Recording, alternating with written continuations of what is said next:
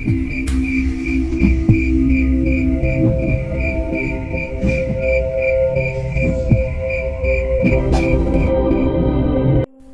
kamu melihat bagaimana ritual itu dimulai, Bim?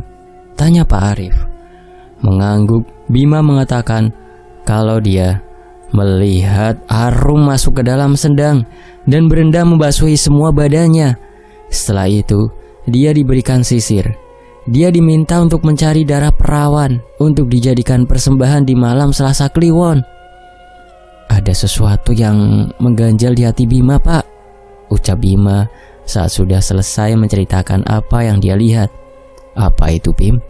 Tanya Banyu sebelum yang lainnya sempat menjawab. Sedari tadi dia menikmati cerita anak laki-lakinya. Ada rasa bangga, tapi juga rasa khawatir yang muncul di dalam dirinya.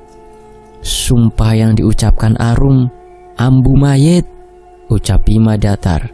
Diar! Tiba-tiba terdengar suara letusan yang cukup kencang. Ban mobil meletus saat Bima mengucapkan kata terakhir itu. Kaget. Serentak mereka mengucapkan asma Allah. Kenapa, Wan? Tanya Pak Arif saat sudah cukup tenang. Tidak tahu. Tiba-tiba banyak meletus, jawab Pak De bingung. Untung saja kecepatan mereka tidak kencang, sehingga mobil hanya sedikit oleng. Mereka semua turun dan memeriksa. Benar saja, ban mobil belakang kempes, seperti ada sesuatu yang merobeknya. Dilihat jalanan di sekitar mereka juga tidak ada benda tajam. Segera Pak De mengambil ban serep dan mengganti sesegera mungkin. Sementara itu, Bima merasakan ada sesuatu yang berbeda. Suasana tiba-tiba terlihat sangat menyeramkan. Dilihatnya jalanan begitu sepi. Kanan kiri jalan hanya berupa pohon pinus. Biarkan, Bim, tidak usah kamu hiraukan. Mereka hanya menggoda kita, ucap Pak Arif yang sudah berdiri di samping Bima. Asap rokok terlihat mengepul dari mulutnya. Sedang Banyu dan Wawan masih berkutat dengan ban mobil yang pecah. Setelah ini, kita istirahat dulu sebentar. Sepertinya istri kalian tadi membawakan kopi hitam panas, kata Pak Arif saat melihat peluh yang sudah membasahi dahi Wawan. Sebenarnya, dia tahu kalau perjalanan cukup jauh, tapi ada sesuatu yang mengganjal di dalam dirinya, seperti ada yang sedang menghadang mereka di depan. Berasa liburan ya, Rif? Sindir Banyu. Dia tahu pasti ada sesuatu yang membuat Arif memutuskan untuk istirahat sebentar. Sedang Pak Dewawan sedari tadi hanya diam. Tampak dirinya sedang memikirkan sesuatu. Setelah ini, biar aku saja yang menyetir. Takutnya nanti kalian kaget jika ada sesuatu yang muncul di depan kaca mobil, ujarnya sambil menyeruput kopi hitam yang dibawakan dari rumah. Terserah kamu saja, Rif. Aku hanya ingin segera menyelesaikan ini semua dan kembali melihat anakku seperti dulu lagi, ucap Pak Dewawan. Mendengar itu, Pak Arif mendekat ke arahnya dan mengajak Pak De bicara berdua. Sedang Banyu dan Bima saat ini berdiri tidak jauh dari mereka. Melihat ke atas, Bima tersenyum. Bulan sedang menampakkan sinarnya. Favorit kamu, Bim? Ucap Banyu saat melihat Bima tersenyum memandangi langit. Dulu, kalau kamu rewel, malam-malam bapak ajak keluar melihat malam, kamu langsung diem. Sekarang anak bapak udah besar ya, ucap Banyu. Bima selalu suka melihat bulan di saat malam seperti ini, Pak. Rasanya begitu tenang, kata Bima yang masih mendongakkan kepalanya. Bunyi suara korek terdengar di telinga Bima, menandakan kalau bapaknya saat ini sedang menghidupkan sebatang rokok. Bapak bangga sama kamu, Bim, ucap Banyu memperhatikan lekat-lekat anak semata wayangnya. Bangga karena apa, Pak? Karena Bima bisa melihat mereka, tanya Bima. Tersenyum Banyu menjawab, bangga karena kamu rela melakukan ini semua untuk orang lain, ujarnya. Kadang Bima masih takut, Pak, apalagi semenjak kejadian semalam. Percayalah, Bim, Tuhan selalu bersama hambanya yang yakin akan kebesarannya. Apa yang kamu lakukan saat ini sesuatu yang baik. Bapak yakin pasti nanti kamu akan bisa melewati ini semua, ucapnya sambil mengelus kepala Bima. Hal yang jarang sekali ia lakukan. Ada setitik penyesalan. Selama ini dia selalu sibuk bekerja sampai kadang lupa memberikan perhatian kepada anaknya itu. angin tiba-tiba berhembus dengan kencang. Bima merasakan ada sesuatu yang mendekat ke arah mereka. Begitu juga Pak Arif.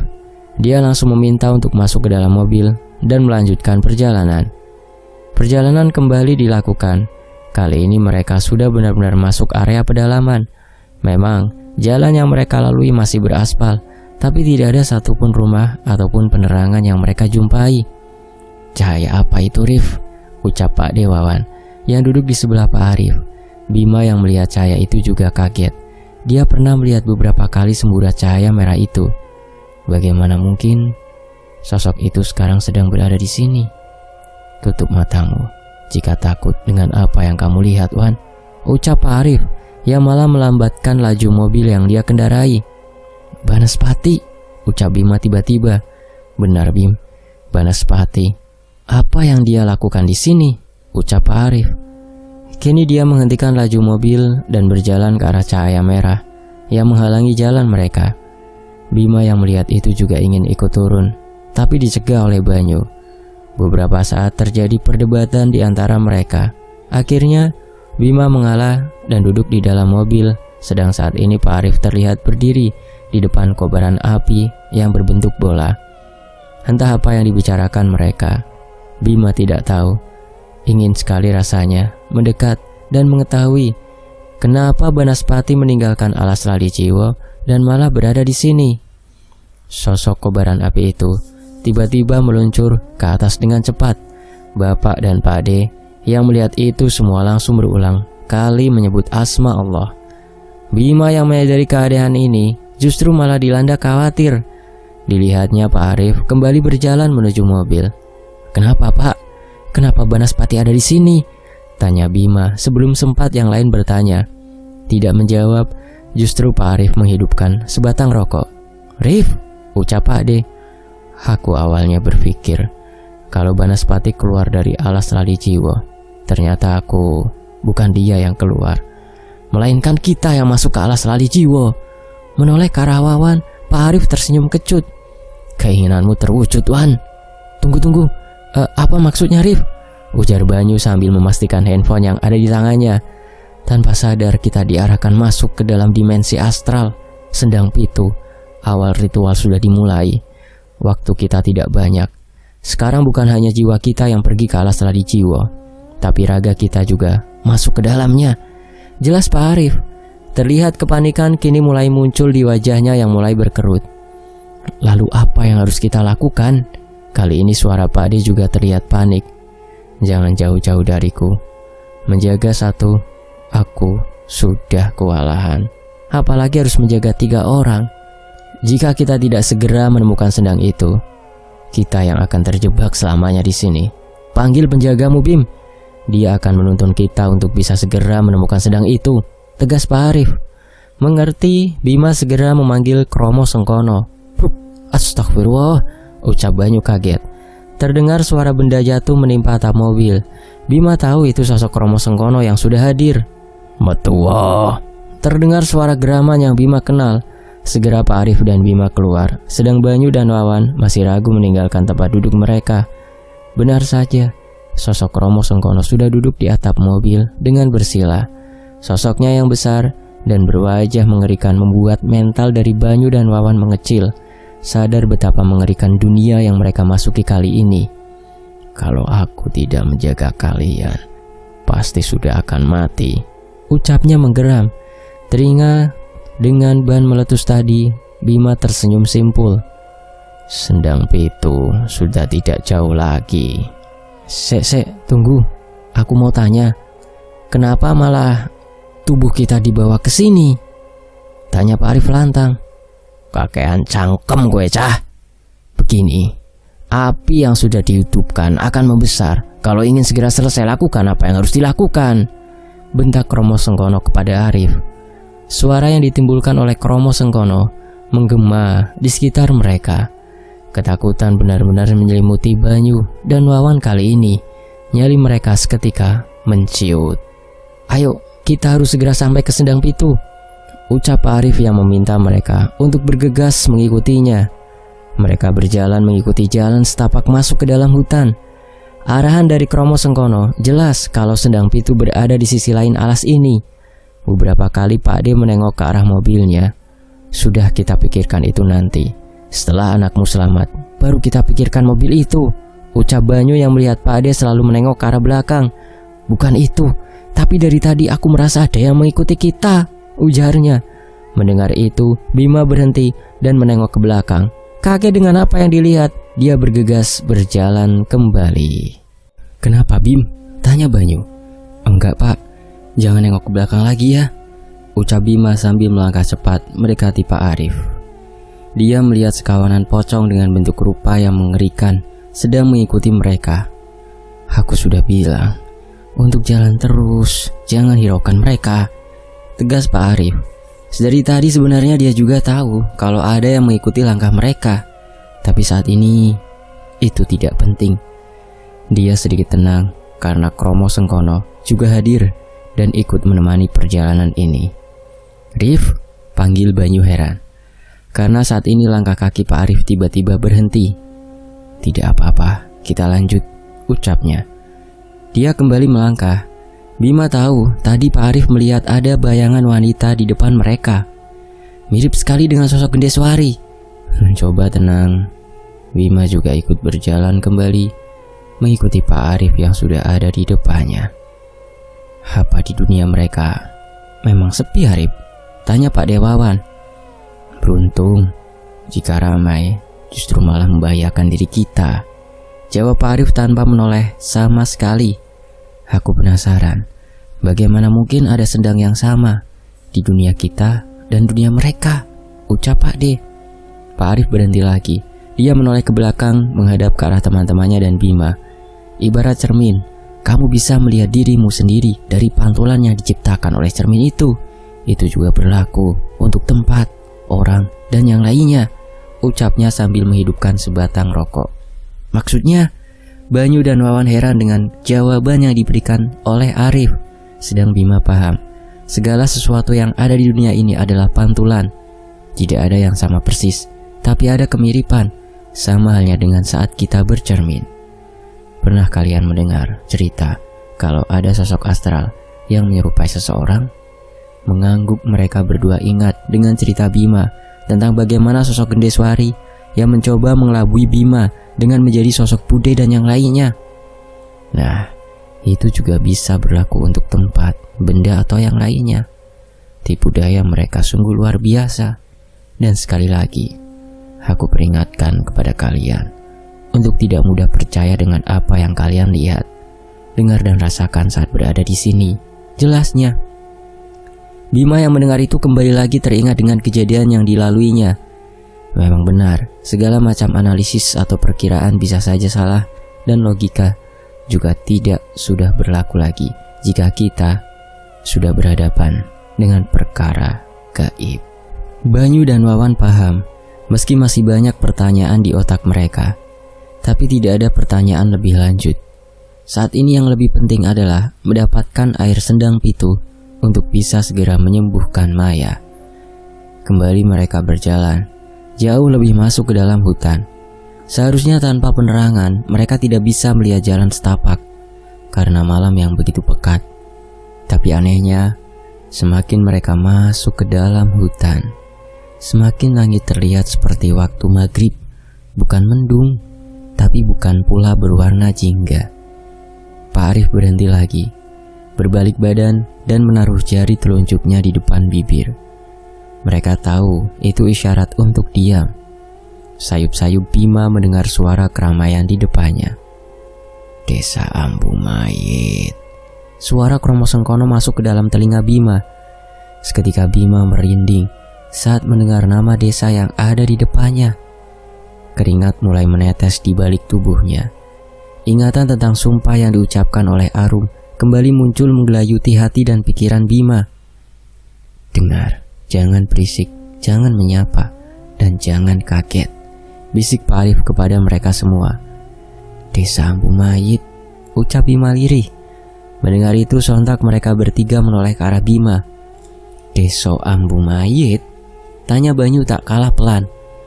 Tak tahukah kalian kalau desa Lingwar juga disebut sebagai desa kematian? Tanya Pak Arif. Menggeleng mereka bertiga tidak tahu tentang istilah itu.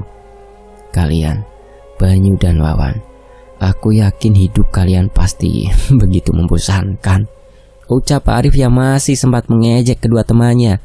Sedang Bima dari tadi mengamati desa yang ada di depannya. Dia tahu ada sesuatu yang berbahaya. Batinnya menginginkan untuk tidak masuk ke daerah itu. Seperti yang kubilang, di desa Lingwar ada satu sendang yang benar-benar dikeramatkan oleh penduduknya. Di alam kita sering dilakukan penumbalan dengan dalih untuk menolak bala. Ini hanya rumor. Aku sendiri tidak pernah mencari tahu dan tidak mau tahu. Tapi sekarang jika kita beruntung, kita akan tahu kebenaran dari desa tersebut dari sisi yang lainnya, ucap Pak Arif. Hati-hati Bim, mereka hanya jiwa yang terbelenggu di tempat itu, tapi tidak dengan si penjaga. Hati-hati dengannya. Sekali lagi suara Kromo Sengkono muncul di telinga Bima. Dia tidak tahu apakah Pak Arif juga mendapatkan bisikan seperti itu atau tidak. Tapi dari raut wajahnya yang waspada, Bima cukup yakin kalau dia juga merasakan hal yang sama dengan dirinya saat ini. Apa tidak ada jalan lain menuju Sendang tanpa melewati desa ini, Pak? Tanya Bima. Dia benar-benar ragu untuk memasuki desa itu. Batinnya benar-benar menolak. Lihat di sekitarmu dengan seksama Bim, ucap Pak Arif. Bima mengedarkan pandangannya. Matanya membulat. Saat ini mereka benar-benar seperti dikepung oleh sesuatu yang di luar nalar manusia. Sosok-sosok penunggu alas lali jiwa yang pernah dia temui mulai bermunculan kembali. Pilihannya, kita menghadapi makhluk-makhluk itu atau masuk ke dalam desa, katanya. Bagaimana kamu yakin ini desa yang dimaksud, Rif? Kini Pak Adi bertanya. Benar, bagaimana jika desa yang ada di depannya bukan desa yang mereka maksudkan, melainkan desa lain yang malah bisa menghantarkan mereka menuju keabadian? Tidakkah Simbah sedari tadi memberitahumu, Bim? Ucapnya heran. Menggeleng, Bima mengatakan kalau dirinya tidak mendapatkan arahan apapun untuk menuju ke sana. Hanya wejangan-wejangan yang diberikan oleh Kromo Sengkono untuk terus berhati-hati. Pak Arif terdiam. Dia malah ragu sekarang dengan apa yang didengarnya. Sejurus kemudian, ia langsung duduk bersila. Bima tahu dia sedang mencoba untuk berkomunikasi dengan sesuatu dan memastikan apakah jalan yang akan dilalui mereka benar atau tidak. Hembusan angin dingin mulai menerpa wajah mereka. Sensasi yang biasa Bima rasakan ketika ada sosok yang datang mendekat. Benar saja, Kromo Sengkono tiba-tiba hadir dengan berjalan mendekati mereka. Awalnya dia menyangka kalau itu bukan sosok penjaganya. Namun ketika sudah dekat, jelas sekali dari bentuk dan energinya itu adalah sosok Kromo Sengkono. Tangi Rif, bangun. Benar ini jalannya. Jangan khawatir, yakin dengan Tuhan, ucapnya. Membuka mata, Pak Arif bangkit. Sekali lagi dia melihat ke arah desa. Dengan mengucapkan basmalah, dia memantapkan langkahnya memasuki desa itu. Bismillahirrahmanirrahim. Banyu dan Wawan, mereka benar-benar merasa ngeri dengan apa yang mereka lihat. Pak Ade sendiri semakin khawatir dengan keadaan anaknya. Gestur itu terlihat sekali dari raut wajahnya yang sudah mulai berkeriput. Mantapkan diri kalian, jangan kalah dengan Bima, ujar Pak Arif tiba-tiba. Desa itu kini terasa begitu sepi. Padahal tadi Bima dengan jelas mendengar suara keramaian, seperti sedang berada di pasar. Tetapi ketika mereka semua memasuki desa, suara keramaian itu lenyap seketika, digantikan dengan kesunyian yang mengerikan. Bahkan saking sunyinya, Bima seperti mendengar detak jantung dari laki-laki yang berada di sisi kanan kirinya saat ini. Bima mengedarkan pandangannya. Mirip sekali dengan desa yang pernah aku lihat, batin Bima. Belum sempat Bima bertanya, tiba-tiba saja Pak Arif terpental beberapa meter dari tempatnya berdiri. Bima dan lainnya panik, segera berlari menuju Pak Arif. Lu ngopo mati? Terdengar suara menggelegar dari sekeliling mereka. Bima mencoba berkonsentrasi untuk melihat siapa sosok yang melakukan ini semua. Bocah-bocah, ucapnya malah tertawa saat mengetahui Bima sedang mencoba mencarinya. Kini di depan mereka sudah hadir sosok laki-laki tua dengan tongkat yang digunakan untuk menyangga tubuhnya. Mirip seperti Simbah, tapi dia memiliki tanduk kecil dan ekor panjang layaknya seekor monyet. "Opo pengenmu?" ucapnya menyeringai, memperlihatkan taringnya yang tajam. "Ngapunten Mbah, kami mau ke Sendang Pitu," ucap Bima. Dia tidak bermaksud untuk mengatakan itu secara gamblang, tapi rasa takut akan aura dan tatapan yang diberikan oleh kakek tersebut membuat Bima secara spontan mengatakan itu semua. "Sendang Pitu? Punya urusan apa kamu ke sana? Nekat kamu bocah," ucapnya masih dengan berdiri memandangi mereka semua. Pak Arif masih mencoba untuk menyembuhkan lukanya. Bapak dan Pak D juga tidak tahu harus berbuat seperti apa. Sosok Romo Sengkono sudah hadir di antara mereka. "Bocah iki diutus untuk memutus ritual Sanggar Pati." Suara geraman muncul dari sisi belakang Bima. Ya, Romo Sengkono. "Sanggar Pati?" Tawanya menggelegar. "Saya kasih pilihan. Boleh lewat, tapi tinggal satu. Larilah, aku akan menghadang Ki Ganang." Terdengar jelas suara Romo Sengkono di batin Bima. "Pilihan? Pilihan? Siapa kamu berani memberikan pilihan?" Ejek Romo Sengkono yang mulai bersiap-siap jika memang harus terjadi pertempuran. "Kowe bocah, berani sama aku, hah?" ujarnya marah. Bima berjalan mendekat ke arah Pak Arif yang sudah berdiri. Dia juga sudah siap dalam posisi bertempur. Banyu dan Wawan yang melihat itu hanya bisa terdiam dan memperhatikan. Dia, Ki Ganang, salah satu penjaga sendang itu. Romo Sengkono meminta kita untuk lari dari sini, sementara dia menahannya, ucap Bima. "Kalian terus lari lurus ke arah bukit itu. Jika terjadi sesuatu kepadaku, jangan hiraukan. Bima akan menuntun kalian. Paham?" tegas Pak Arif sambil menunjuk ke arah bukit hitam di belakang mereka. "Tapi Rif," ucap Pak D saat mendengar ucapan temannya. Dia begitu menyesal telah melibatkannya sejauh ini. Menggeleng, Pak Arif tidak menerima penolakan. Dia, tanpa mereka sadari, Romo Sengkono sudah mencoba menghajar Ki Ganang. Tapi siapa sangka, gerakan kakek tua itu tak kalah cepat. Gerakannya begitu lincah menghindari serangan Romo Sengkono. Kini para penghuni desa mulai menampakkan batang hidungnya. Rupa dan sosok mereka yang pucat dan tidak utuh membuat Bima merinding. "Ayo," ucap Bima menyadari bahaya yang mengintai mereka. Tergesa, mereka berempat berlari menuju bukit yang tadi ditunjuk oleh Pak Arif. Melihat itu, Ki Ganang malah menyeringai dan menghentakkan tongkatnya. Semua penghuni desa keluar dan mengejar mereka. Bahkan sosok-sosok astral yang sedari tadi mengamati di hutan tidak ingin kalah. Mereka berbondong-bondong ingin menangkap manusia yang sudah berani masuk ke alas lali jiwa. Puluhan sosok kini mengejar mereka. Beberapa kali Pak Arif melemparkan energi untuk menghalau mereka, tapi percuma. Jumlah mereka terlalu banyak. "Jangan sampai terpencar!" teriak Pak Arif yang mencoba menghalau sosok-sosok itu. Dalam kepanikan, sekali lagi, Bima merasa dirinya tidak berguna. Dia terus berlari di depan, memimpin mereka semua. Satu sosok berhasil mengejar. Wanita dengan rambut yang begitu panjang berwarna putih. Dari tubuhnya mengeluarkan bau bangkai yang begitu menyengat. Bima merasa gentar. Apa yang harus dia lakukan?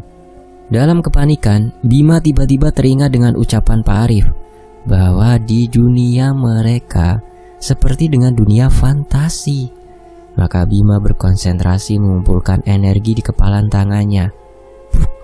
Nekat, Bima menonjok sosok yang menghalanginya. Kaget karena mereka bisa menerima pukulannya. Sosok wanita itu terpelanting dan terbang menuju pohon yang jauh di atas mereka. Ketakutan sedikit sirna. Setidaknya Bima sadar kalau dia bukan hanya bisa berinteraksi secara verbal, tapi juga bisa menyentuh mereka. Semakin banyak sosok yang mengerubungi mereka. Sesekali Bima berlari menghajar sosok yang mencoba melukai bapak dan Pak D-nya, hingga tanpa sadar ada tangan yang memegangi pundaknya. Bima kembali merasakan sensasi yang pernah dilalui, himpitan benda padat dan keras. Nafasnya begitu sesak. Ketika membuka mata, dia sudah kembali ke tengah desa yang tadi dia datangi. Ki Ganang kembali membawanya ke tempat tersebut. Kromo Sengkono yang melihat itu terlihat marah, khawatir dengan keselamatan Bima. Sementara itu, tiba-tiba makhluk yang mengerubungi mereka bertiga tiba-tiba lenyap seolah ada sesuatu yang membuat sosok itu menghilang. "Kalian tidak apa-apa?" ucap Pak Arif kepada kedua temannya. "Tidak, aku baik-baik saja. Hanya," ucap Pak Dewawan dengan nafas memburu. Beberapa menit yang lalu dia mengira bakal mati dimakan para demit itu. "Bima kemana? Bima di mana, Rif?" ucap Banyu panik saat tidak melihat keberadaan mereka. "Bukannya tadi bersama kalian?" tanya Pak Arif juga tidak kalah panik. Tidak mungkin Bima pergi meninggalkan mereka. Selama ini dia tahu kalau anak itu pasti akan selalu menuruti apa yang dia perintahkan, terlebih meninggalkan orang tua dan Pak D-nya. "Aku tidak tahu, Rif. Mereka mengerubungiku. Bima kemana, Rif?" ujar Banyu panik lagi dan khawatir dengan anaknya. "Tenangkan dirimu, Nyuk," ucap Pak D, meskipun dirinya juga merasa khawatir dengan keberadaan Bima. Mengedarkan pandangan, Pak Arif tidak melihat keberadaan Bima dan sosok penunggu alas lali jiwa. Lalu dia kembali duduk bersila. Di sisi lain, "Aku wes ngomong, tinggal satu orang, lainnya boleh lewat," ucap Ki Ganang dengan tawa mengejek. Bima tidak bisa bergerak sama sekali. Tubuhnya seolah menjadi batu. Hanya batinnya yang terus berzikir meminta pertolongan kepada Tuhan. "Bocah iki ambune wangi, cocok jadi pesuruhku," ucapnya dengan mengendus-endus tubuh Bima. Melihat itu justru Kromo Sengkono menyeringai. Dia membatin saat ini dia salah menangkap mangsa. "Ambillah kalau kau mau. Toh memang benar bocah itu tidak berguna," ucap Kromo Sengkono. Mendengar itu Bima membelalakan matanya. Bagaimana mungkin sosok yang katanya menjadi penjaganya malah justru memberikan hidup Bima ke makhluk seperti Ki Ganang? "Bukannya tadi kau bilang kalau dia yang akan mengutus ritual Sanggarpati?" ucap Ki Ganang heran. Kromo Sengkono tahu kalau sebenarnya Ki Ganang membawa Bima hanya karena dia mengatakan sesuatu yang membuatnya tertarik. "Aku ngapusi. Jelas bau dari anak itu wangi," kata Kromo Sengkono menyeringai. Sejenak mereka saling tatap. Tidak ada sesuatu yang mereka lakukan. Namun di luar dugaan, ternyata Ki Ganang benar-benar berniat membawa Bima pergi. "Yowes, tidak perlu bertengkar lagi. Aku bawa anak ini ke tempatku," katanya. Panik Bima mencoba bergerak. Sekali saja dia dibawa pergi, dia yakin belum tentu Kromo Sengkono bisa menemukannya. Saat tangan Ki Ganang hampir menyentuh tubuh Bima, sesuatu yang menyerempet pipinya, panas dan perih. "Bajingan!" pekiknya saat melihat sebuah tombak menancap persis di punggung kirinya. Bima bisa bergerak. Sekali kesempatan dia memukul perut Ki Ganang dengan begitu kerasnya, sampai tubuh dari kakek itu terlempar beberapa meter. Melihat itu Kromo Sengkono tertawa.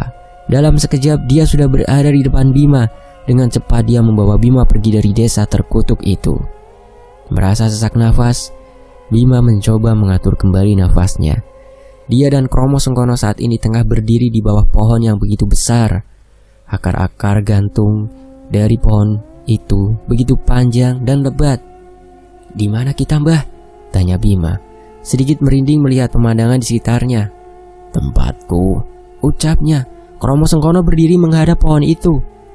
Dalam sekejap mata, ia sudah berubah menjadi seorang laki-laki gagah, menggunakan celana hitam dengan gelang emas melingkar di lengannya yang kekar.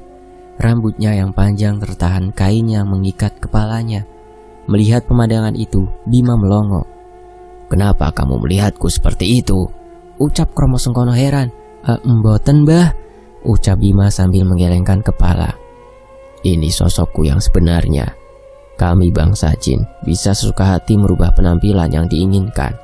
Aku menggunakan wajah buto hanya untuk menguji mentalmu. Jelasnya seolah mengetahui apa yang ada di kepala Bima. Bima pikir kita akan pergi ke tempat Pak Arif. Tanya Bima setelah diam beberapa saat mengatasi shock melihat wujud asli penjaganya. Tidak perlu kamu pikirkan dulu mereka. Arif bukan sembarang orang. Aku yakin dia bisa membawa mereka ke Sendang Pitu, ucapnya yang kini duduk di sebelah Bima. Kita di sini sebentar sambil memulihkan tenaga. Ada banyak yang ingin aku bicarakan denganmu, Bim, ucapnya. Bima hanya mendengarkan, tidak ada kekhawatiran yang muncul mengenai sosok yang ada di sebelahnya. Sudah bertahun-tahun aku menunggu sejak wadah terakhir yang dipilih oleh leluhurmu. Semenjak itu pula aku berdiam di tempat ini. Sampai suatu hari Simbah datang kepadaku dan meminta untuk menjagamu, ucapnya sambil menerawang jauh. Bima masih diam mendengarkan. Dia tidak tahu arah dari pembicaraan yang dituju oleh Kromo Sengkono. Tapi Simbah juga mengatakan kalau ada satu lagi anak yang memiliki ciri yang sama denganmu. Awalnya aku mengira bahwa dirinya lah yang harus aku jaga. Mbak Maya? Ucap Bima lirih. Benar, saudara perempuanmu. Walau beda rahim, tapi kalian tetap memiliki darah keturunan yang sama, ucapnya. Baru kali ini Kromo Sengkono terlihat gusar. Lalu kenapa memilih Bima? Siapa tahu Mbak Maya justru memiliki kemampuan yang jauh lebih hebat dibandingkan diri Bima sendiri, tanya Bima penasaran. Tersenyum, Kromo Sengkono tidak menjawab. Ada banyak hal yang tidak bisa dijelaskan. Semua akan terjawab sebentar lagi, ucapnya. Bima kembali terdiam. Dia berpikir, apa memang semua bangsa jin hanya akan memberikan penjelasan yang mengambang seperti ini? Lalu apa tujuan Kromo Sengkono menceritakan itu semua? Sekarang aku akan menunjukkan cara bagaimana bisa bertarung di dunia kami. Apa yang kamu lakukan sudah benar. Arif mengajarimu dengan baik. Sekarang lihatlah, ucap Kromo Sengkono. Bima memperhatikan dengan seksama. Kromo Sengkono mengangkat tangannya. Kobaran api mulai terlihat. Sejurus dengan gerakan melempar. Bola api itu terbang melesat, menabrak pohon, dan langsung terbakar. Diar! Suara yang ditimbulkan dari energi yang dilemparkan oleh Kromo Sengkono begitu kuat. Hampir saja Bima terjengkang karena kaget dengan apa yang dia lihat dan dengar. Cobalah, ucap Kromo Sengkono. Bima mencoba memfokuskan energi pada telapak tangannya, membayangkan sebuah bola api seperti instruksi yang diberikan oleh Pak Arif. Benar saja, tangannya mulai mengeluarkan api. Tapi bukannya berbentuk bola, tapi lebih tepatnya, api itu melingkupi tangan Bima. Bagus seperti itu. Sekarang ku ingatkan bahwa ini hanya bisa kamu lakukan di dunia kami. Jangan sekalipun kamu gunakan di duniamu, terlebih untuk menyakiti orang, ucapnya tersenyum. Kromo Sengkono benar-benar takjub dengan kemampuan Bima. Sekali diberikan arahan, dia langsung bisa mempraktekkan apa yang diminta. Kromo Sengkono bangkit dan berubah lagi menjadi sosok buto yang selama ini dilihat Bima. Sekarang kita pergi ke tempat Arif. Sepertinya mereka membutuhkan kita. Mengerti, Bima bangkit meskipun masih banyak pertanyaan di kepalanya. Tapi dia sudah belajar bahwa jawaban akan dia temukan langsung melalui sebuah kejadian. Hal yang berhubungan dengan perkara gaib memang begitu misterius. Di sisi lain, di Sendang Kapet Pancuran. Bagaimana Rif? Tanya Banyu yang saat melihat Pak Arif mulai berdiri dan membersihkan tanah yang menempel di celananya. Energi Bima masih terasa jelas. Semoga dia baik-baik saja, ucap Pak Arif. Sekarang apa yang harus kita lakukan? Ucap Pak Dewawan sambil melihat ke sekitar. Kejadian yang barusan dia alami jauh dari ekspektasinya. Benar-benar mengerikan. Sosok itu bahkan ia menyentuh tubuh mereka. Kita lanjutkan ke Sendang Pitu. Waktunya tidak banyak, ucapnya. Tapi Banyu masih begitu khawatir dengan kondisi anaknya. Kenapa kita tidak mencari Bima dulu? Kau bilang Bima kunci dari semua ini, ujar Banyu sebisa mungkin terlihat tenang. Bagaimana kita bisa mencarinya saat ini? Aku tanya kepadamu bagaimana kita bisa mencarinya sekarang di tempat ini, kata Arif yang sudah mulai kehilangan kesabaran. Tapi anakku, Rif, anakku, seharusnya kau tidak mengajaknya ke tempat seperti ini. Akhirnya kesabaran Banyu pecah.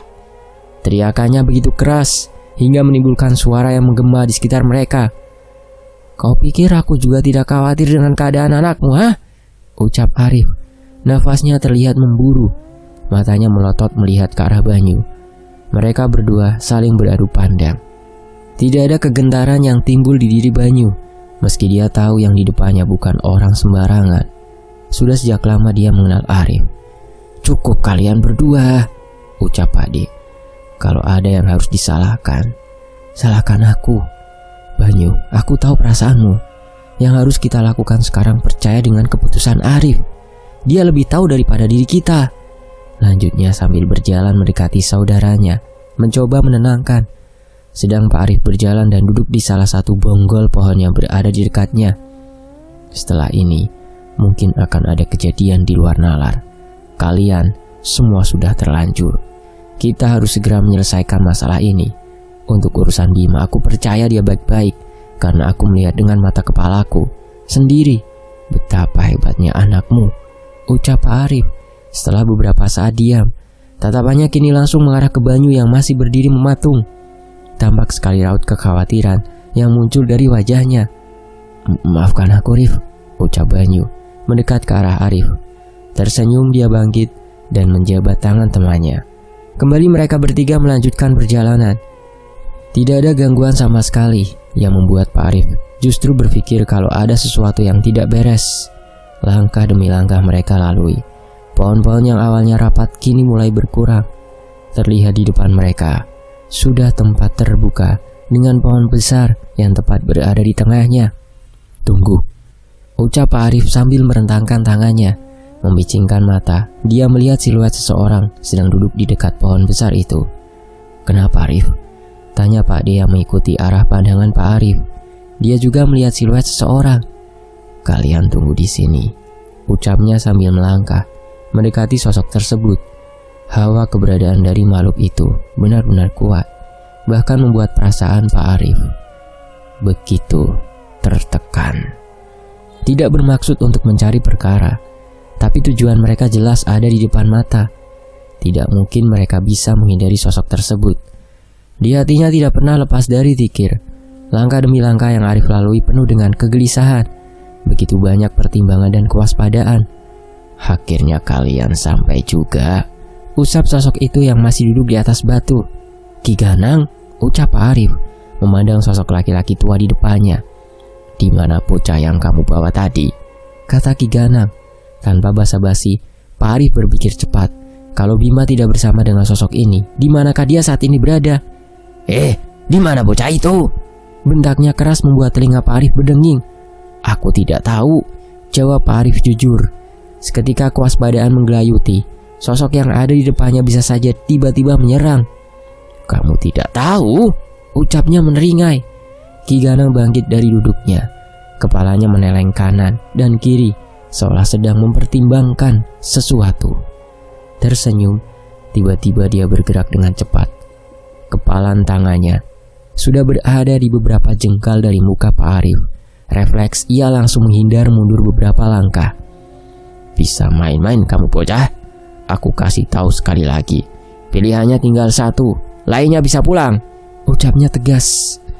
Jelas sekali ada nada bahaya dari setiap ucapan yang dilontarkan oleh Ki Ganang. Bisa saja dia kembali menyerang dan memanggil ingon-ingonnya. Kini Pak Arif berharap sosok penghuni alas lali jiwa tidak muncul. Keselamatan Banyu dan Wawan jadi taruhannya. Pilihan? Aku tidak butuh pilihanmu, ucap Pak Arif berani. Sekarang sudah kepalang tanggung untuk takut. Kapan saja nyawanya bisa hilang di tempat ini. Kalau begitu ya pilihannya sudah jelas, ucap Ki Ganang. Pertarungan memang tidak bisa dihindari lagi. Ki Ganang sebenarnya hanya ingin membawa Bima dan membiarkan yang lainnya pergi. Tetapi bocah yang ada di depannya benar-benar membuat dirinya muak. Sementara itu angin dingin mulai berhembus kencang. Sensasi yang Arif kenali saat mereka hadir. Benar saja, para penghuni alas lali jiwa mulai bermunculan dari balik pohon yang ada di sekitarnya. Cilaka, batin Arif panik. Dia sendiri tidak takut untuk berhadapan dengan mereka. Tapi bagaimana dengan Banyu dan Wawan? Dipandangi Ki Ganang yang ada di depannya beberapa meter.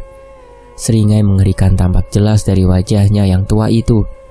Mereka tidak akan selamat kalau kau memanggil ingon-ingonmu, ucap Pak Arif berusaha bernegosiasi dengan Ki Ganang. Bukannya kamu tidak butuh pilihan, hah? Sanggah Ki Ganang lantang. Sialnya Ki Ganang tahu kelemahan dari Pak Arif yang tidak akan membiarkan teman-temannya dalam bahaya. Sementara itu, dari kejauhan, Banyu dan Wawan melihat Arif sedang berdiri di depan sosok yang mereka kenali. Sesaat sepertinya mereka sedang membicarakan sesuatu, hingga tiba-tiba saja sosok kakek itu menyerangnya. Untung, refleks yang dimiliki Arif bagus. Dia bisa menghindari pukulan dari sosok itu. Apa Bima juga ada di sana? Ucap Banyu lirih. Aku tidak tahu. Kita lihat saja dulu dan jangan melakukan apapun. Toh, kalau kita ke sana sekarang hanya akan menyulitkan Arif, ucap Ade. Mengerti, Banyu kembali mengamati Arif dan sosok yang pernah mereka temui beberapa saat lalu. Mereka hanya manusia biasa yang mencoba menyelamatkan anak-anak mereka dari bangsamu, ucap Pak Arif. Bukan urusan saya. Apa yang menjadi tujuan dari bocah-bocah itu? Kata Ki Ganang tidak peduli. Justru malah kini ia berjalan mendekat ke arah Arif. Tepat saat dia berada di depannya, dia membisikkan sesuatu yang membuat Pak Arif membulatkan matanya. Paham? Ucapnya dengan dibarengi lenyapnya Ki Ganang dan para ingon-ingonnya. Sementara itu, masih terngiang-ngiang jelas ucapan Ki Ganang. Kini benar-benar tidak ada waktu lagi. Segala sesuatunya bisa semakin memburuk. Pak Arif berbalik dan melambaikan tangan ke arah dua temannya yang sedang bersembunyi. Meskipun percuma, karena mereka tetap bisa membaui keberadaan kedua laki-laki itu. Bagaimana Rif? Apa kamu sudah tahu di mana Bima sekarang? Tanya Banyu saat sudah berada di depan Pak Arif.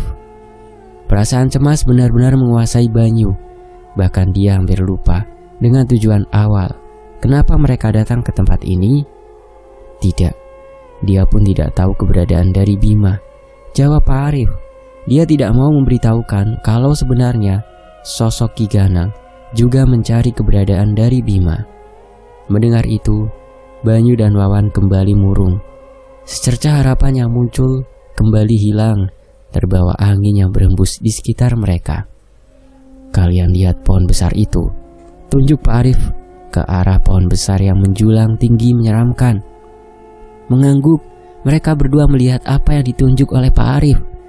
Kemungkinan Sendam Pitu ada di sana. Jangan jauh-jauh dariku, lanjutnya sambil berjalan memimpin. Baru beberapa langkah berjalan, untung saja mereka semua tidak terkena serangan jantung. Bahkan Pak D sampai terjengkang ke belakang saking kagetnya. Bima dan Kromo Sengkono tiba-tiba muncul tepat beberapa meter di depan mereka. Nyengir tanpa merasa bersalah, Bima berjalan menuju ke arah Pak Arif dan yang lainnya. Berbeda dengan Arif, dia tetap pada posisi siaga. Dia yang sudah paham dengan dunia astral tidak serta-merta langsung percaya bahwa itu adalah Bima. Berbeda dengan Banyu yang langsung berlari menuju anaknya. Kamu tidak apa-apa, Bim? Ujar Banyu saat sudah selesai memeluk anaknya. Enggak apa-apa, Pak, ucap Bima. Sejenak Pak Arif diam, tidak melakukan apapun. Dia mengecek energi dari Bima dan Kromo Sengkono. Setelah merasa yakin barulah dia bertanya, "Apa yang terjadi padamu, Bim?" Tanya Pak Arif penasaran. Bima menceritakan bagaimana tadi saat penghuni alas lali jiwa menyerang mereka. Tiba-tiba saja Ki Ganang muncul dan membawa kembali Bima ke desa. Beruntung Bima dan Kromo Sengkono bisa melarikan diri. Syukurlah, ucapnya sambil tersenyum lega. Benar dugaannya bahwa Kromo Sengkono tidak akan membiarkan Bima terluka. Namun batinnya juga tidak begitu saja tenang. Permasalahan mereka saat ini bukan hanya mengambil air Sendang Pitu untuk Maya, tapi Bima sendiri juga menjadi incaran dari Ki Ganang. Selain itu, keselamatan dari mereka juga masih tidak bisa dibilang aman. Apa itu Sendang Pitu? Tanya Pak Arif kepada Kromo Sengkono yang sejadi tadi diam. Benar, itu pintu masuknya. geram Kromo Sengkono. Bagaimana caranya kita bisa masuk? Tanya Bima menoleh ke arah Kromo Sengkono. Masuk? Kalau kau mau mati silahkan masuk, ucap Kromo Sengkono. Tapi bagaimana caranya mengambil air itu? Tanya Pak D yang mencoba memberanikan diri. Perlahan Kromo Sengkono menolehkan wajahnya ke arah Pak D Wawan. Gemetar dia, tidak berani menatap sosok Puto yang ada di dekatnya. Buat mereka yang keluar dan memberikan kepada kita air itu. Geramnya kembali menoleh ke arah pohon. Tunggu dulu, itu sama saja dengan menantang mereka. Menghadapi Ki Garang saja sudah kewalahan, bagaimana bisa kita menghadapi ketujuh punggawa itu bersamaan? Ucap Pak Arif. Baginya, apa yang diucapkan Kromo Sengkono sungguh tidak masuk akal. Bukannya itu malah membuat diri mereka dalam bahaya. Kowe wedi cah, ucap Kromo Sengkono menggunakan bahasa Jawa. Bagaimana dengan mereka? Terlalu bahaya, aku tidak setuju, kata Pak Arif yang masih tidak setuju untuk menantang para demit yang memiliki kemampuan yang luar biasa. Pilihannya pilihan, ucap Kromo Sengkono. Seketika Pak Arif diam mendengar itu. Kowe, kesini, kata Kromo Sengkono. Mendengar itu Bapak dan Pak D justru menatap Pak Arif mencoba mencari persetujuan. Pak Arif hanya mengangguk. Berjalan takut-takut ke arah Kromo Sengkono. Bapak dan Pak D merasa diri mereka kecil. Setelah sampai tepat di depannya, Kromo Sengkono langsung memegangi pundak kedua orang tersebut dan menghilang. Menyadari hal itu, Pak Arif mengumpat keras-keras. Sedang Bima malah syok, tidak paham apa yang dilakukan oleh Kromo Sengkono yang membawa pergi Bapak dan Pak D-nya. Pak Arif, kemana mereka dibawa pergi? Kata Bima mulai panik. Aku tidak tahu Bim. Aku tidak menyangka dia akan membawa pergi mereka berdua, ujar Pak Arif yang mulai duduk bersila untuk mencari keberadaan teman-temannya. Bima tidak berani mengganggu. Di batinnya tetap percaya kepada Kromo Sengkono karena beberapa kali dia sudah menyelamatkan nyawanya. Ora usah semelang, tidak usah khawatir. Anak-anak itu aku bawa ke Simbah.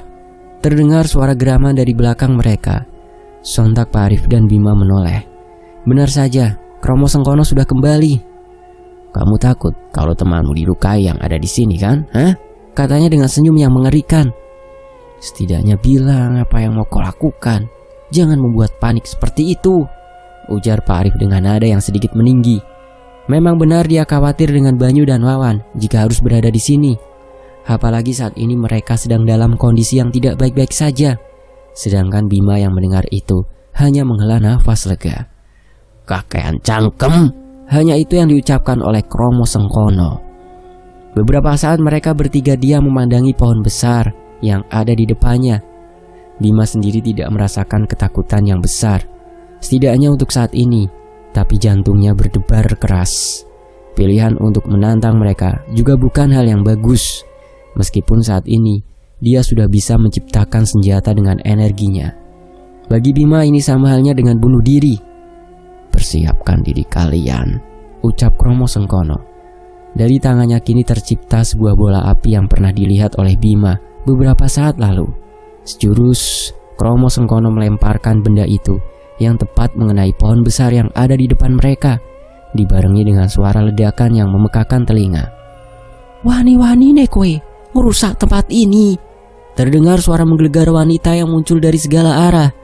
Bima yang mulai panik mengedarkan pandangannya.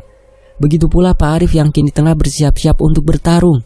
Sosok yang muncul membuat Bima memekik kaget. Di depannya kini muncul 3 orang, tapi anehnya tubuh mereka menempel satu sama lain, bagai kembar siam. Kromo Sengkono? Gelegar suara wanita yang tepat berada di tengah. Sendang kapit pancuran, ucap Kromo Sengkono. Apa maksudmu ngerusak panggonan iki? Ujarnya kembali. Hanya sosok wanita yang dari tadi berbicara. Sejenak Bima berpikir bahwa 2 laki-laki yang ada di sampingnya hanya sebuah tubuh tanpa nyawa. Tapi Bima salah, ternyata sosok laki-laki itu pun juga bisa berbicara. Suwe ora ketemu, ucap salah satu muka laki-laki yang ada di sebelah kiri. Aku butuh banyu sendang pitu, ucap Kromo Sengkono jelas dan tegas. Mendengar itu justru mereka malah tertawa. banyu sendang pitu, ora bisa, ucapnya si wanita dengan nada mengejek. Ritual Sanggar Pati wes dimulai. Kamu tahu artinya apa? Kembali Kromo Sengkono berbicara kepada mereka. Kini Bima dan Pak Arif hanya mendengarkan, tidak berani melakukan apapun terlebih dahulu. Hawa keberadaan mereka membuat bernafas terasa sulit. Batin mereka terasa tertekan. Sanggar Pati? Siapa yang berani membuka Sanggar Pati sebelum Nyai bangun? Ucap si wanita heran. Kau tidak tahu, Dewi? Bahkan kau yang ditugaskan untuk menjaga tempat ini tidak tahu. Kini justru malah Kromo Sengkono yang tertawa dari punggawa yang menjaga sendang pitu. Diar, tiba-tiba saja sebuah serangan datang tepat di hadapan mereka. Refleks Bima yang tidak sehebat mereka membuat dirinya terpelanting ke belakang. Sedang Pak Arif berhasil menghindari serangan itu. Dengan sigap Kromo Sengkono menangkap Bima dan membawanya ke sisi Pak Arif. Lindungi Bima, ucapnya lirih. Ingon-ingonku, ucap Ki Ganang yang sudah berdiri di samping makhluk aneh yang Kromo Sengkono sebut sebagai Sendang Kapet Pancuran. Melihat kedatangan Ki Ganang, Pak Arif langsung bersiap untuk bertarung. Sosok Ki Ganang begitu liar, bisa saja dia langsung menyerang tanpa aba-aba. Tunggu, aku masih belum selesai dengan Kromo Sengkono, ucap Dewi masih melihat Kromo Sengkono dengan tatapannya yang tajam. Rampung no urusanmu, aku bisa menunggu, ujarnya yang kini sudah duduk di atas batu. Melihat itu Pak Arif sedikit geram. Bagaimana mungkin dia bisa sesantai itu, sedang dirinya dan yang lain merasakan bahaya kematian bisa datang setiap saat. Sekali lagi, apa maksudmu Sanggar Pati dibuka? Tanya wanita yang bernama Dewi. Gendeswari, geram Kromo Sengkono. Gendeswari, awalnya hanya ingin menambah ingon-ingon seperti kakek tua yang ada di sampingmu. Tapi setelah tahu kalau ingon-ingonnya memiliki darah selosok kliwon, dia berubah arah dengan ingin menjadikan sukma dari bocah kecil itu untuk membuka Sanggar Pati. Lanjutnya, jangan langsung percaya, Mbak. Kromo Sengkono itu tidak bisa dipercaya, ucap laki-laki yang menempel di badan Dewi. Gendeswari tidak akan melakukan itu. Aku tidak bisa memberikan air sendang pitu. Titah Cemboko kuning jelas. Jangan sampai air sendang ini dipakai sembarangan, ucapnya masih menatap Kromo Sengkono. Yen kui pilihanmu, ucap Kromo Sengkono dengan cepat. Dia sudah berdiri di depan mereka. Pukulan tangannya sudah hampir mengenai wajah wanita itu. Bima mengira Kromo Sengkono sudah mengenai secara telak. Tetapi salah, sosok wanita itu masih berdiri, bahkan seperti tidak terkena apapun. Justru malah tiba-tiba saja Kromo Sengkono yang terpelanting mundur.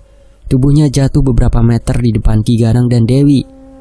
Bocah wingi sore, seperti kamu, nekat, ucap Ki Ganang tertawa. Bima yang melihat itu sedikit ngeri. Jika benar sosok yang ada di depannya saat ini begitu kuat, bagaimana bisa dia dan yang lainnya melawan mereka semua?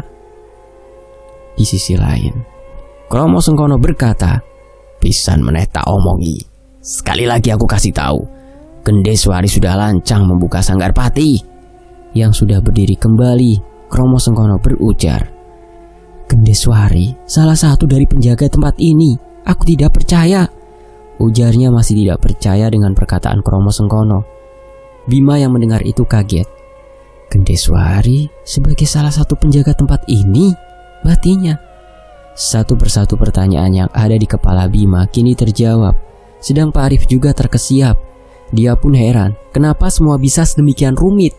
Apa hubungannya dengan Bima dan Maya? Belum sempat dia selesai berpikir, tiba-tiba saja sebuah serangan mendarat tepat di depan Pak Arif.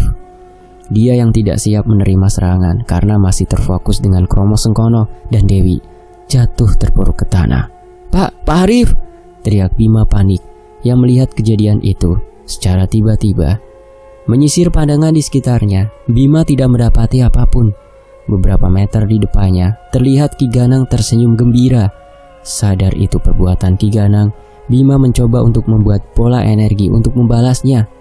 Tidak, jangan pancing dia, Bim. Saat ini kamu belum mampu untuk melawannya, ucap Pak Arif dengan memegangi pundak Bima. Mendengar hal itu, Bima menghela nafas dalam-dalam. Hampir saja dia membuat dirinya dan Pak Arif dalam bahaya. "Masih bisa berdiri, bocah?" Ucapnya terkekeh. Sungguh sepertinya ia benar-benar sedang menikmati semua ini. "Menyingkir, Bim," pinta Pak Arif. Kali ini dia bersiap bertarung dengan memasang kuda-kuda. Dengan gerakan yang cepat, Pak Arif sudah berada di depan Ki Ganang. Melihat itu Bima takjub dengan gerakan pencaksilat yang Pak Arif miliki. Bima melihat dua pertarungan yang seru. Mereka saling balas dengan serangan yang mengerikan. Sesekali dari mereka terpukul mundur dan bangkit lagi memulai serangan baru. "Pisan meneh, tak takoni, apa tujuanmu ingin air dari sendang pitu? Kamu tahu resikonya?" ucap Dewi saat sudah mundur beberapa langkah dari hadapan Kromo Sengkono. "Lihat anak itu," geram Kromo Sengkono sambil menunjuk Bima. "Memang bau bocah itu wangi, Mbak. Aku merasa ada yang aneh dengan anak itu," ucap salah satu lelaki yang menempel di tubuh Dewi. "Sopo bocah iku?" tanya Dewi melihat Bima penasaran. Kembali menatap Kromo Sengkono menunggu jawaban. "Bocah yang harus aku jogo," jawab Kromo Sengkono tegas. "Makhluk seperti kamu jadi peliharaannya manusia? Pantas tidak bisa dipercaya," ejek Dewi menyeringai kepada Kromo Sengkono.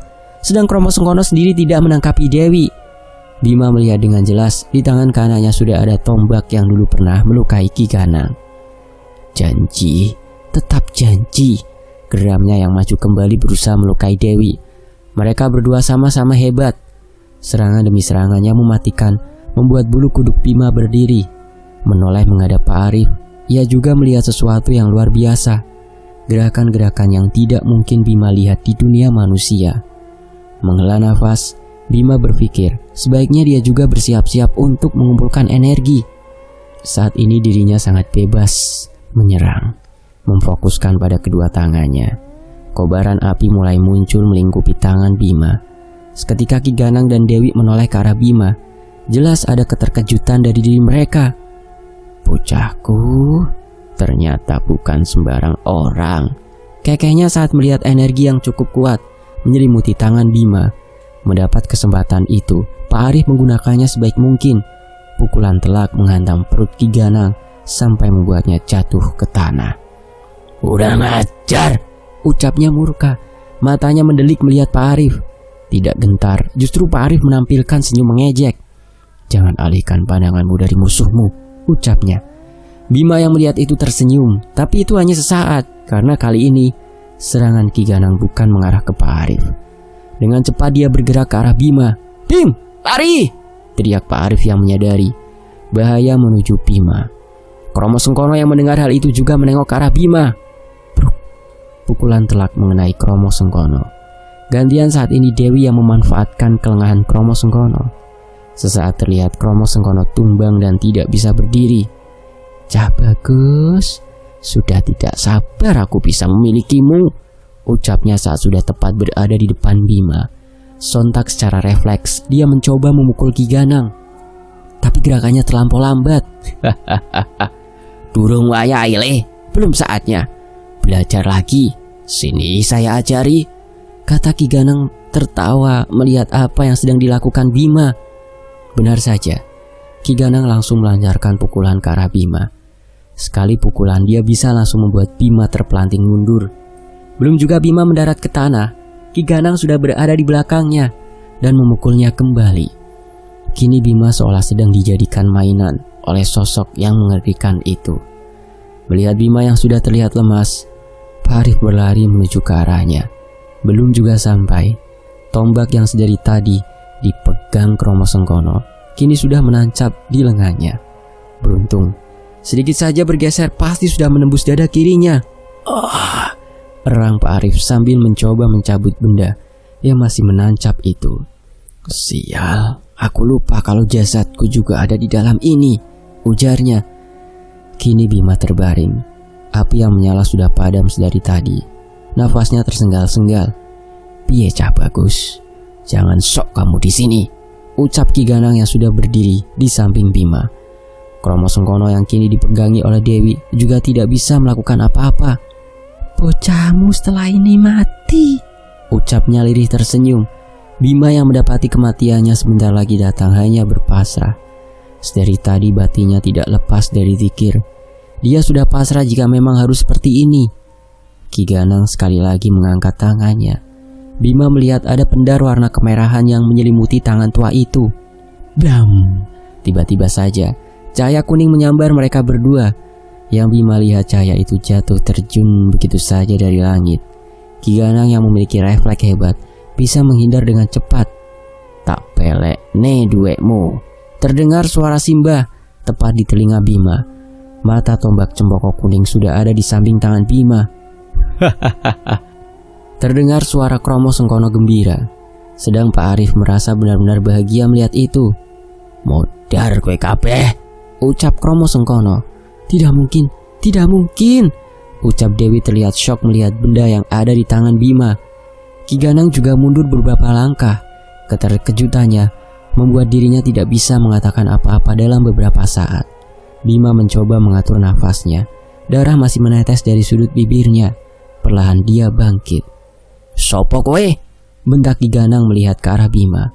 Ada nada ketir dalam suaranya. Untuk pertama kalinya Ki Ganang merasa khawatir. Sementara itu, di sisi lain, Wan, kita di mana? Ucap Banyu saat sadar bahwa dirinya sedang tiduran di amben sebuah gubuk. Terakhir yang diingatnya, dia tiba-tiba merasa ditarik ke belakang dan semuanya menjadi gelap. Sudah sadar, ucap Wawan. Aku tidak tahu. Dari tadi tidak ada orang yang kulihat. Aku coba mengetuk pintu itu juga tidak ada jawaban, kata Wawan sambil menunjuk ke arah pintu yang ada di samping amben. Di mana yang lainnya? Ucap Banyu sambil mencoba berdiri. Kepalanya sungguh terasa berat sekali. Aku tidak tahu. Sepertinya Puto itu memisahkan kita dari Bima dan Arif, ucapnya menggeleng. Ayo kita cari mereka, ajak Banyu. Mau cari kemana? Apa kamu tidak melihat di depanmu? Ucap Wawan. Benar saja.